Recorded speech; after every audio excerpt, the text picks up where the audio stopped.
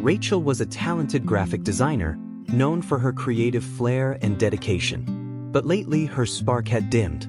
Sitting in the park, her eyes glued to her phone, she couldn't help but feel inadequate. Every swipe on social media was a punch to her confidence. There was Sophie, her college friend, now a senior manager with a sprawling office and a view of the city skyline. And there was Mia, her former neighbor, traveling the world, posing by exotic beaches. Rachel looked up from her phone at the park around her and sighed, thinking, why does everyone else have it all figured out, and I'm just stuck? A few months ago, Rachel loved her life. She enjoyed working with small businesses to bring their brands to life. Her clients adored her work, and she felt fulfilled. But ever since she started following Sophie and Mia online, her achievements felt small. Rachel began pushing herself harder. She worked late into the nights, took on projects she didn't care about, and ignored her hobbies to catch up with her peers. She thought if she just worked harder, she could reach their level. But the harder she tried, the more burned out she felt. Her designs lost their magic, her joy in creating faded, and she was more exhausted than ever. One evening, Emma, Rachel's childhood best friend, stopped by. Seeing Rachel's weary face, Emma asked, "What's wrong? You've been so distant lately."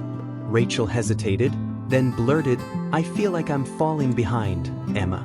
Sophie's managing a huge team, Mia's traveling the world, and here I am, stuck in this tiny apartment, doing nothing extraordinary." Emma smiled gently and said, "Rachel, do you remember the apple tree in my backyard when we were kids?" Rachel nodded, confused. "That tree didn't grow as fast as the others, remember? We thought it was weak because it didn't bear fruit for years. But when it finally did, its apples were the sweetest we'd ever tasted. It wasn't slow, it was growing at its own pace, preparing for its moment." Rachel looked thoughtful. Emma continued, "Your life is like that tree. Comparing it to others is like judging a fish for not flying. Everyone's journey is different, and you're already doing amazing things. Think about it, your designs have helped countless businesses succeed. You're creating value in your own way. Isn't that extraordinary?" That night, Rachel took a walk down memory lane. She opened a folder of her past projects and read the thank you messages from clients. One note stood out, *, your design helped my dream come to life. I can't thank you enough for believing in me. Tears welled up in Rachel's eyes. She realized she had been so focused on what others were doing that she had forgotten the impact she was already making.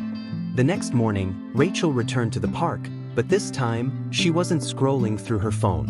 She had her tablet out, sketching a new design, a serene smile on her face.